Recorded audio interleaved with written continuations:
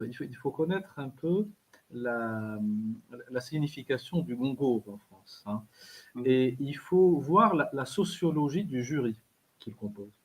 mhm, Et la sociologie du jury, elle est très politisée, hein, et composée généralement d'écrivains et de personnalités conservatrices, hein, réactionnaire, vous avez dit, Al-Khaïd. Ouais, réactionnaires parfois, hein. ouais.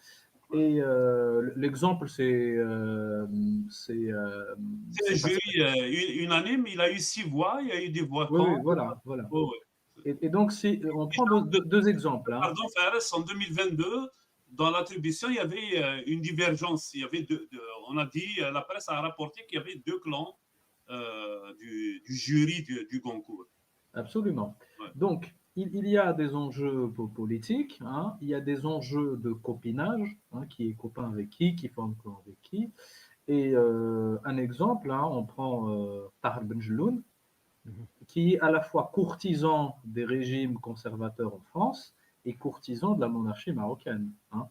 Et si on prend Pascal Bruckner, par exemple, c'est quelqu'un qui a irrigué le débat public de racisme et de xénophobie depuis les années 90 quand même, hein. Mhm. Et donc, c'est des gens comme ça qui ont leur mot à dire. Donc, moi, je pense que la récompense est totalement politique, mais ça n'enlève rien aux qualités littéraires du roman.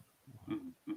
Voilà. Donc je dirais qu'elle est politique et surtout que Kamal Daoud a été récompensé pour les papiers qu'il écrit dans Le Point, qui sont destinés à faire un combat contre la gauche en France.